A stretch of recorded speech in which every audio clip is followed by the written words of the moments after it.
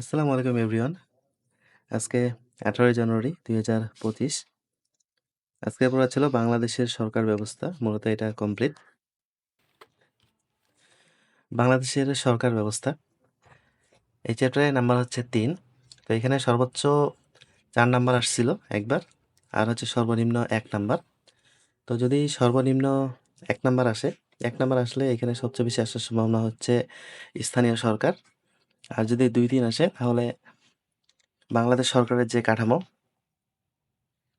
আইন বিভাগ, শাসন বিভাগ, বিচার বিভাগ, এগুলো থেকেও তাহলে প্রশ্ন আসবে।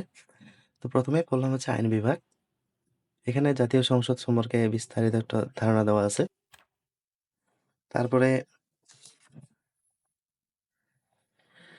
জাতীয় সংসদের প্রধানমন্ত্রী, রাষ্ট্রপতি কে কি কাজ করে, তারপরে কতদিনের মধ্যে সংসদ আহ্বান করতে হবে, তারপরে একজন প্রার্থী কতদিন সংসদে অনুপস্থিত থাকতে পারবেন, এই সমস্ত তথ্যগুলো দেওয়া আছে। তারপরে সংসদ সম্পর্কে কিছু পরিভাষা দেওয়া আছে। তো এইগুলো মোটামুটি ভালো করে পড়লাম। তারপরে এখানে মন্ত্রী, প্রতিমন্ত্রী, উপমন্ত্রী এগুলা যেহেতু এখন আর নাই, এই জন্য এগুলা বাদ। তারপরে পড়লাম হচ্ছে প্রিভিয়াস প্রশ্নগুলা। এখান থেকে এখন পর্যন্ত ১টা, ২টা, ৩টা, ৪টা, ৫, ৬ এই টপিক থেকে এখন পর্যন্ত ৬টা প্রশ্ন মতো আসছিল। মোটামুটি প্রিভিয়াস প্রশ্নও আছে অনেকগুলা। তো এতটুকু পড়লেই আসলে হয়ে যায়, এর থেকে বেশি কিছু দরকার হয় না। তারপরে শাসন বিভাগ। এখানে রাষ্ট্রপতি, তারপরে পদাধিকার বলে রাষ্ট্রপতি, মূলত রাষ্ট্রপতি যাদের নিয়োগ দেন এই সমস্ত বিষয় এখানে আলোচনা করা আছে। তারপরে প্রধানমন্ত্রী, প্রধানমন্ত্রীর কার্যাবলী,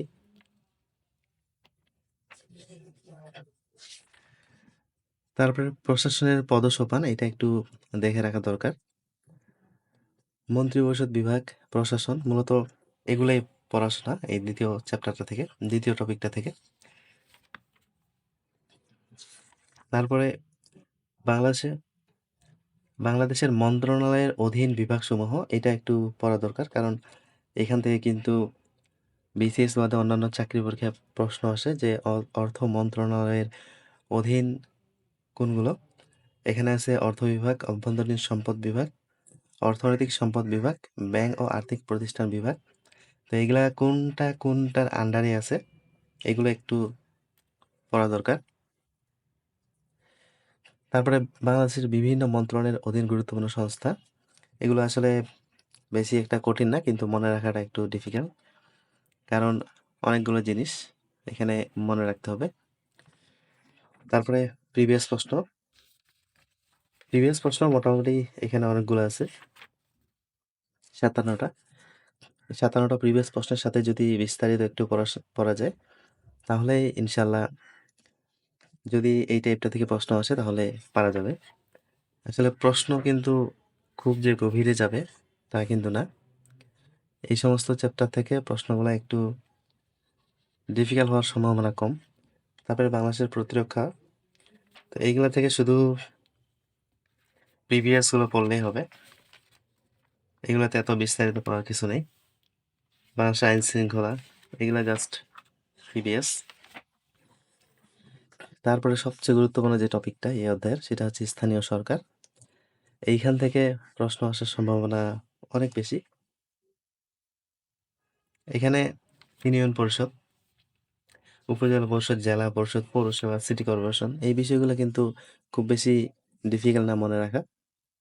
আমরা এইগুলো সম্পর্কে এমনিতেও অবগত আছে অনেক কিছু। তো এখানে সাল ডাল যেগুলো আছে, তো এই টাইপের বিষয়গুলা। তারপরে কবে প্রতিষ্ঠিত হয়েছে, তারপরে জেলা পরিষদ কতজন সদস্য নিয়ে গঠিত, উপজেলা পরিষদ, এই টাইপের প্রশ্নগুলাই এখানে আসে। তারপরে এখানে আছে প্রিভিয়াস প্রশ্ন, মোটামুটি আছে অনেকগুলা। তারপরে সর্বশেষ বিভাগটা হচ্ছে বিচার বিভাগ। বিচার বিভাগে এখানে উচ্চতর বিচার বিভাগ বা সুপ্রিম কোর্ট, আর হচ্ছে অধস্থন আদালত। তো এইগুলো বললেই মোটামুটি আসলে হয়ে যায়।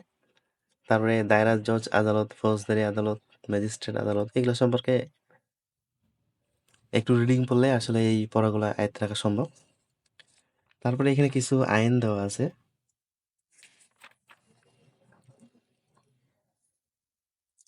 এখানে জাতীয় মানবাধিকার commission, Bangladesh judicial service commission এইগুলার একটু কাজগুলা, তারপরে চেয়ারম্যান যোগ্যতা এইগুলো শুধু একটু পড়ার দরকার। তারপরে এখানে যে প্রিভিয়াস প্রশ্নগুলো আছে মোটামুটি অনেকগুলো করে প্রিভিয়াস প্রশ্ন। আর এখানে কিছু আইন দেওয়া আছে, গুরুত্বপূর্ণ কিছু আইন। এই আইনগুলো একটু যতটুকু সম্ভব মনে রাখতে হবে, যেগুলা মেইন গুরুত্বপূর্ণ এইগুলা। তাহলে মোটামুটি এখানে পড়া শেষ। এই অধ্যায় থেকে মোটামুটি এতটুকু পড়লেই ইনশাল্লাহ এখানে যে নাম্বারটা আসবে এটা কাভার করা সম্ভব। তারপরে প্রিভিয়াস প্রশ্ন তো আছেই, প্রিভিয়াস প্রশ্নটাই খুবই গুরুত্বপূর্ণ।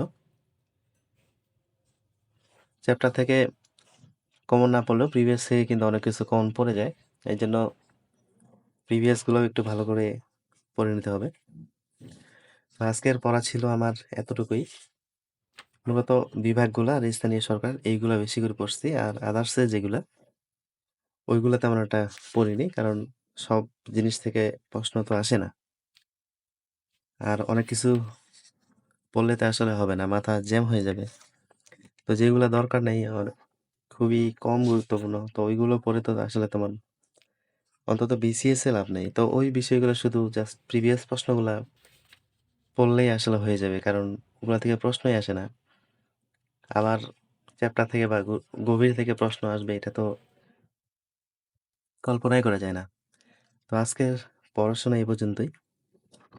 আর একটা চ্যাপ্টার বাকি থাকলো। তো এই চ্যাপ্টারটা আগের বারও কিন্তু তেমন পড়া হয়নি। চ্যাপ্টারটা কঠিন আছে, দেখি একদিনে শেষ করা যায় কিনা, কারণ এখানে অনেক পড়া আছে। তো সবাই ভালো থাকবেন, সুস্থ থাকবেন। আল্লাহ হাফেজ।